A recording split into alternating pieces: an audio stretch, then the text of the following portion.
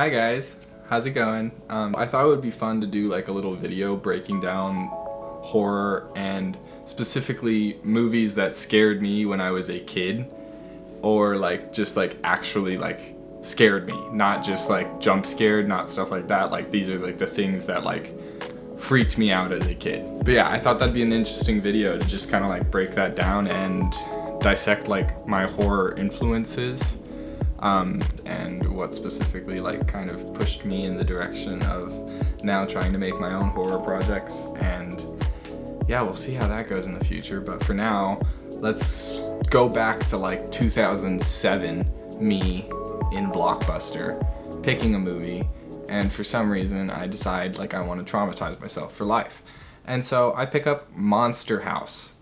I don't know if any of you have seen this movie. This may have been like a unique experience to me as a kid, but I feel like this is a shared unique experience. So if you are on this train, please talk about it, because I need to talk about it with somebody. Nobody knows what I'm talking about when I talk about this movie and how much it terrified me as a kid, because it looks so stupid. Like the animation is so bad, and like looking at these pictures now, I'm like, how did this scare me? But as a kid, this kept me up at night. This horrified me. I was so scared. Like, and I wouldn't go in the basement of my house. I like thought my house was alive. It's just like look at the picture of like the house coming alive and attack. And basically, so how this house worked is like when they went inside, like its rooms were its organs. And so like they were going through the rooms and like they were different and there was like the UV. It was just really disturbing, and I did not need to be seeing that at like, what was I, like 5, 6 years old? I don't know. I watched this really young, and it stuck with me for a very long time. But basically, this plot is like this kid is just terrified of his neighbor, and like rightfully so. His neighbor is like really rude, to put it lightly. They're trying to like get their stuff back from him, but then they discover the house is alive, and it attacks, like when it, like, I'm spoiler here, but it like crawls and attacks them. That was awful. That was awful. Horrible. And it's like all this like clay animation type style that for some reason it makes things just like a little bit more disturbing, the like almost human quality of it. I feel like that style just like really lends itself to horror and makes things just like another level of unsettling, while also like being child friendly. Because some of this stuff I'm like, why is this allowed for kids? Anyway, next up, Poltergeist. So, specifically like both versions, because I saw the trailer for the remake version and that scared me so bad. And it scared me so bad that like my parents wouldn't let me watch that movie, but my dad had us watch the old version so that I would be able to like see the old version of it and like digest it and get over it, hopefully. And so we watched like the old version, and it still scared me. Like the freaking guy peeling his face. I can't show any of that on here because that'll get me like flagged. But there's a scene where a guy like peels his face off. There's the clown scene. There's the like demon coming out, and all of it looks horrible. It's all bad. It's not like saying that like the movie is bad, but like it's just like the effects are clearly fake now. And like as an adult looking at them, it's a lot easier to like see. But as a kid, this was like horrifying to me. And I was scared all my toys were gonna come to life. Anyway, that was just a me thing. But yeah, if you haven't seen this one, it is kind of like a classic. And I'm kind of like glad I got exposed to it at a younger age, because my parents were very strict on what I was allowed to watch. And so I'm actually really shocked they showed this to me when they did, you know? Because I grew up in a pretty like restricted household on stuff, and so like it took me a while to get into horror, and I feel like that's why I dove into it as much as I did, because now I'm addicted to all scary movies, and it's their fault. Anyway, moving on, next is It Chapter 1, because this was the first like horror movie I went and saw in theaters. Also, yeah, I went with my dad. And this was when, what was I? I was in like middle school by this point. And yeah, that was the first time I was like allowed to go see a horror movie in theaters, which honestly is probably fair. Thinking back, that made me mad, but now looking back, that's probably a fair age. Anyway, I think we're seeing like a trend here with the clowns. I don't know what it is. Clowns are just kind of disturbing to me. I think it is like the stuff that like is just vaguely human. That's what creeps me out. When it's just like bordering on this could be human, but then all of a sudden it like contorts and turns into something else. That's terrifying. But it specifically was just really creepy because I think my grandma actually like was like, you should read the book. The book is so terrifying. I read the book and it kept me up for nights. I was like 12. I was a 12-year-old. And I read the book. I did. And yeah, it scared the crap out of me. There's some sequences in the book that didn't make it into the movies, and it kind of makes me sad because they are horrifying. But there's also some stuffs in the book. So glad that was not in the movie. Also did not need to be reading that at 12 years old. I'm doing some thinking here. But anyway, that movie was horrifying, and I feel like the aspect of him that terrified me was he can transform into anything. I think that's what makes it as an entity so horrifying, is like it comes with the question of what is it going to show you? What are you going to be forced to see before it kills you? And are you going to be able to face that thing? Because that's like the thing, is it will appear as your worst fear. And you don't know what that is until you're forced to face it, and then you have to face it or you're going to be eaten. That's what makes that whole concept as horrifying as it is, in my opinion. Next up, thing that scared me was Stranger Things Season 1. Specifically Season 1, because moving on past like Season 2, it's no longer a scary show, it's just more a entertaining show, and I'm there for the story and the sci-fi elements more than I am for... It's no longer like horror. I wish it was more horror. There are horror elements, but the new seasons just aren't scary anymore. Season 1 scared the crap out of me because I would be out mowing my lawn because we lived out on a farm, and so like riding mower through pastures, and I'd be scared, like I'd be looking around of like, is the Demogorgon watching me and is it gonna come eat me? Because that thing was horrifying, because we never like, that's what the beauty of Season 1 was how little we saw it. And how it was this lurking presence, and you didn't really know where it was or when it was going to attack or what was going to happen next, you know? I think that's where we kind of lost the horror, is whenever there was so much of everything that it no longer was a, hey, when is this going to, like, it's no longer a, could this happen? It's a, this is going to happen. It's just a matter of time, you know? There's no longer that suspense. And Season 1 had so much suspense. And specifically just like, I was the same age as the child actors were when it was coming out, which just like added that element of like, I connected with these characters so much. And just the whole build through of discovering Eleven and Will being trapped and the creature and Nancy.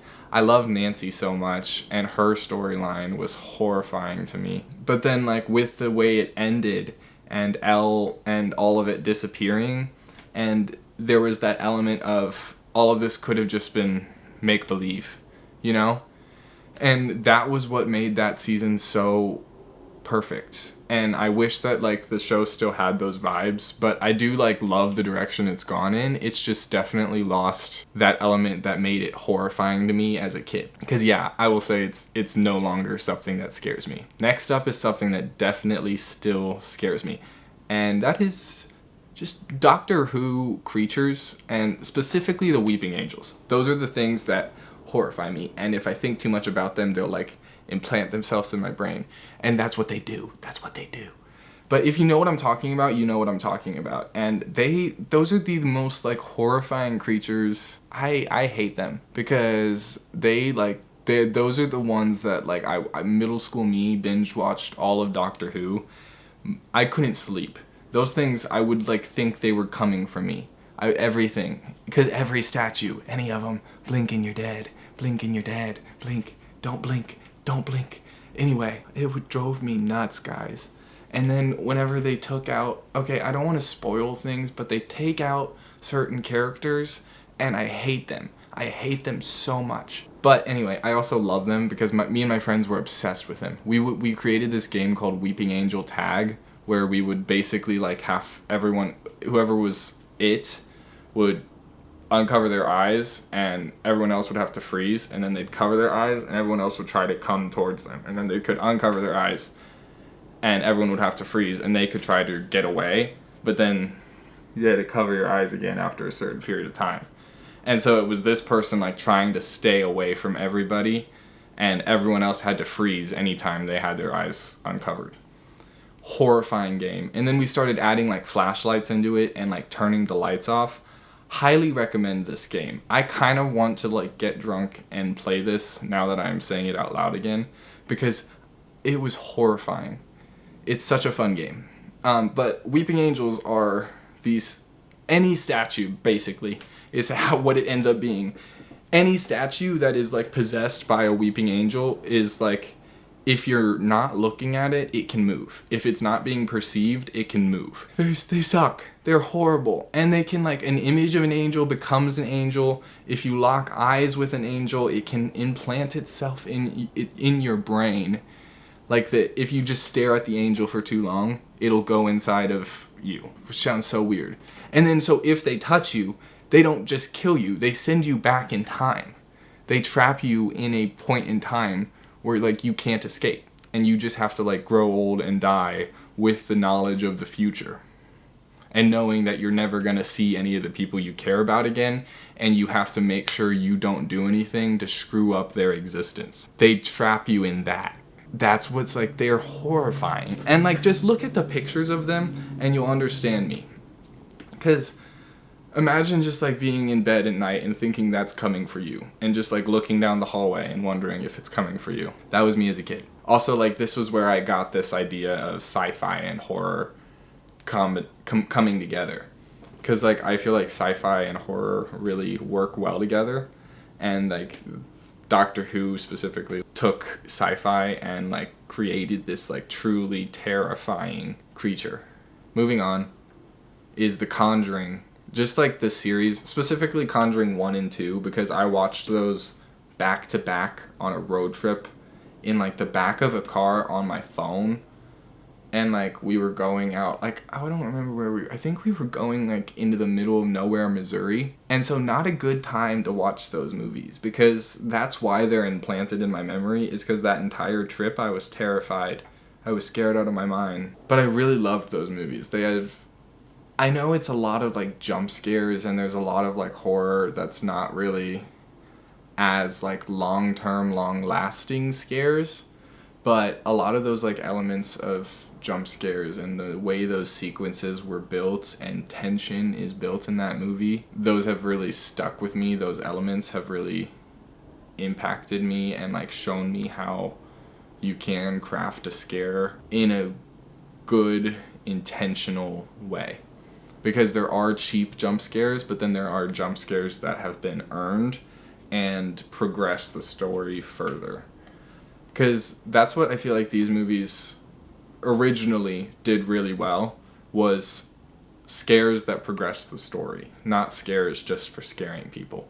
Because that's where movies start to like lose their plot altogether. But yeah, the first two movies were just really fun to watch back to back and be like early exposure to horror movies as a kid. I feel like the Conjuring movies take a lot of really great elements of like movies like The Exorcist and just like a lot of the old school possession horror movies, and it just combines them into this like really well done hodgepodge of like scary scenes and possession and exorcisms. I still really love those movies to this day. Like, I can acknowledge some of the flaws with them. They aren't perfect movies by any means, but they're so much fun, and they show what horror can be whenever like you keep the audience engaged and keep everyone on the edge of their seats until the end credits roll. But yeah, I can acknowledge that these movies are flawed, but they are a fun time.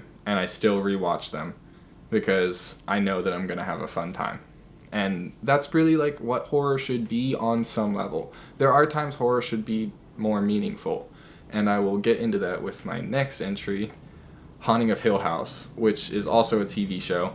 But that show like really did just have such a huge impact on me. And it took me a while to fully understand the impact it had on me as well, because like I didn't even realize how much I was affected by it until like later, and after like multiple rewatches. And because I've seen this show so many times now and analyzed the layers of grief and how each of the siblings represent different stages of grief, and just like all the background ghosts. There's so many elements of this show that I feel like are so masterfully well done.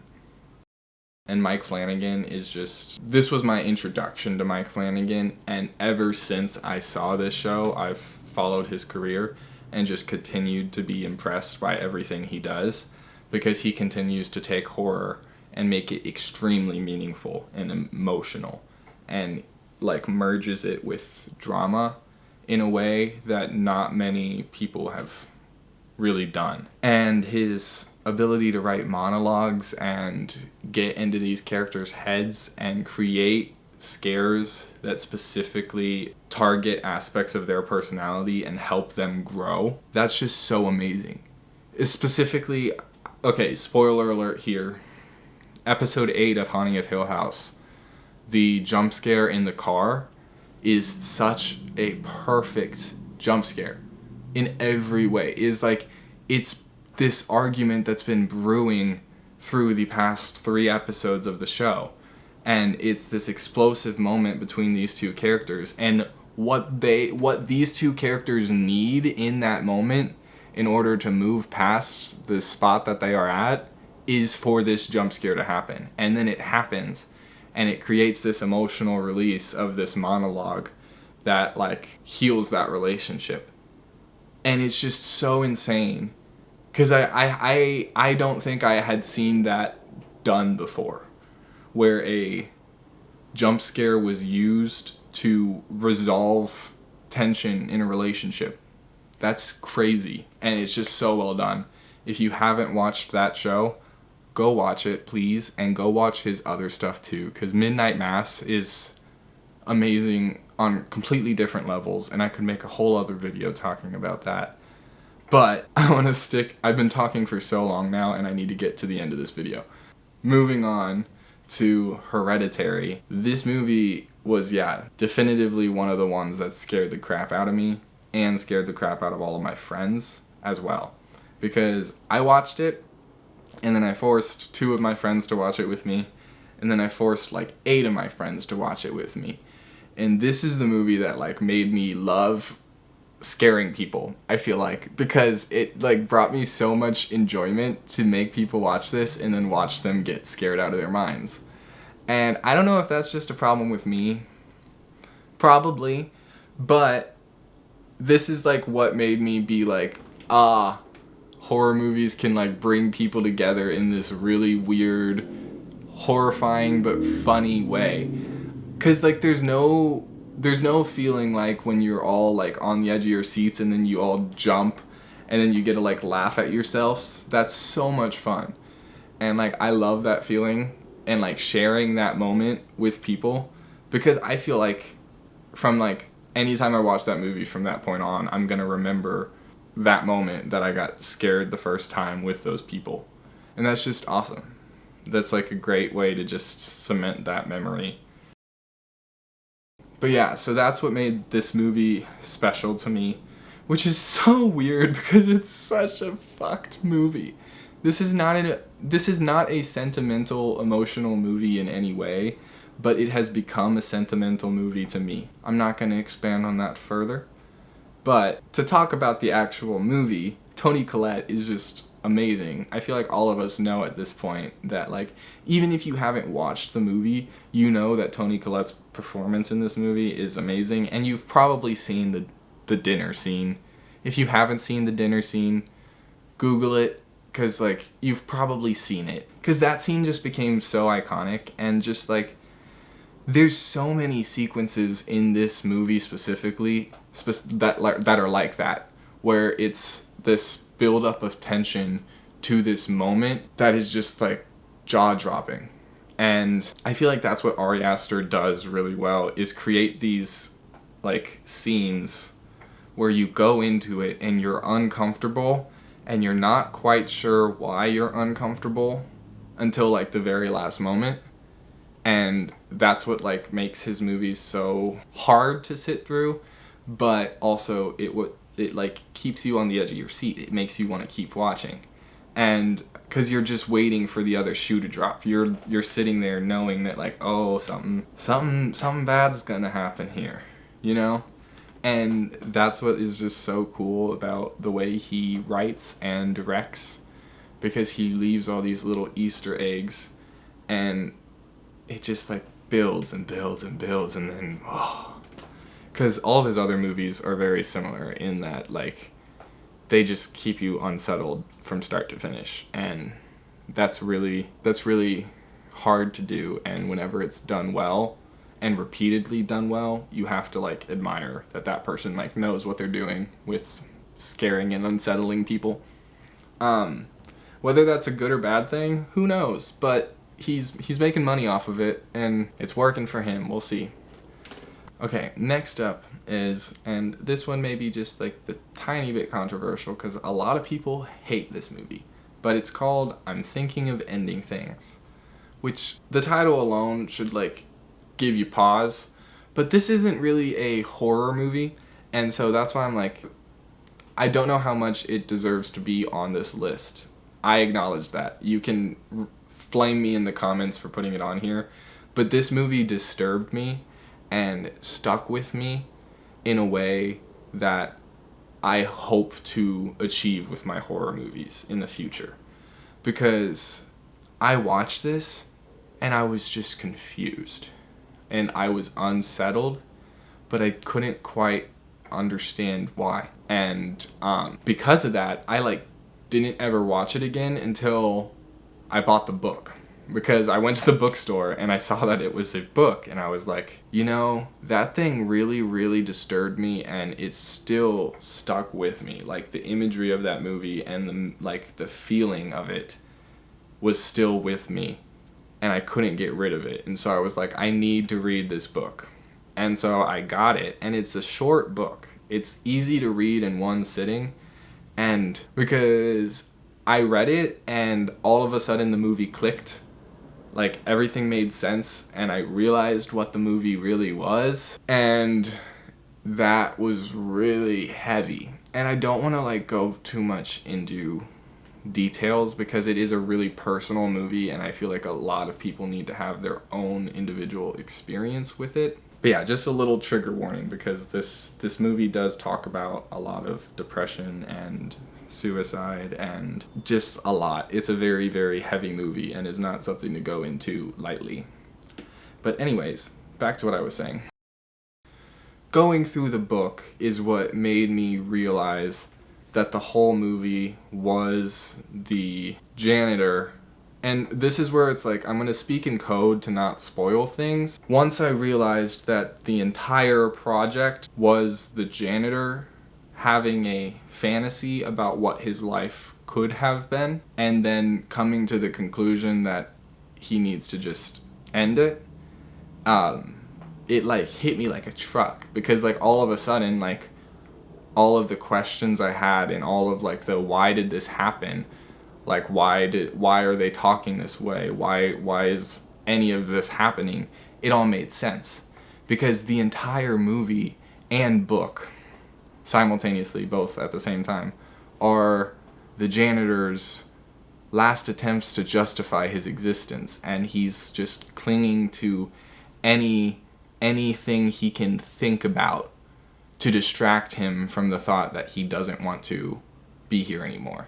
And it hit me, and it took me a while to process, and it was a weird processing, like realizing that everything in the movie, like the reason they're talking over each other is the way thoughts overlap over each other, and the way things change is the way our thoughts change and morph perspectives, and like how we edit people and edit memories in order to fit our own narrative.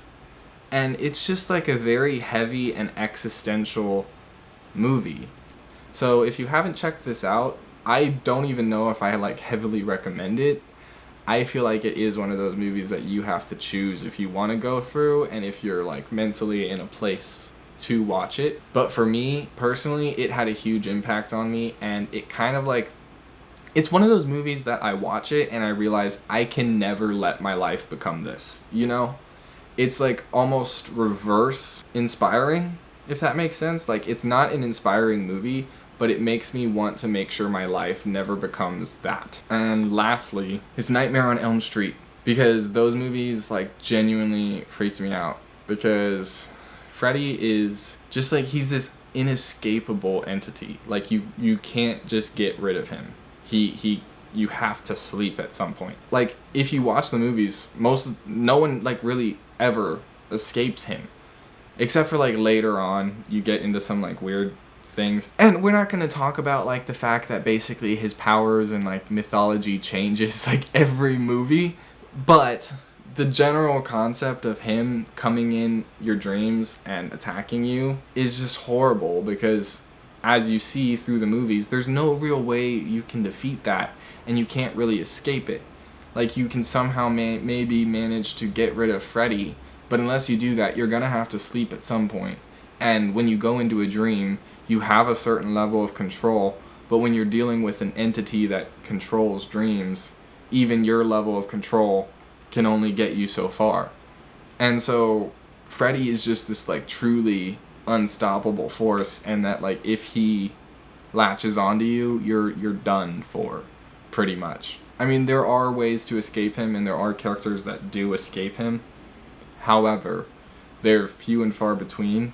And the most likely scenario is that like if you have a dream and Freddy gets into it, he's gonna kill you. And I feel like that's what makes him, in my opinion, the most horrifying of like the slashers, because he is a slasher, but he's also like this entity, like this truly horrifying entity that can like, if it gets attached to you, you're screwed. Like, if I ever had like woke up with scratches on my arms, I'd just be like, bye guys, I'm done for. I'm not even gonna try to fight this. Cause what do? I don't think I want to live that bad. But maybe, anyway, there's just some times where like, with some of the things that he puts characters through, I would have just given up. I probably would have just stopped and been like, yeah, you can, yeah.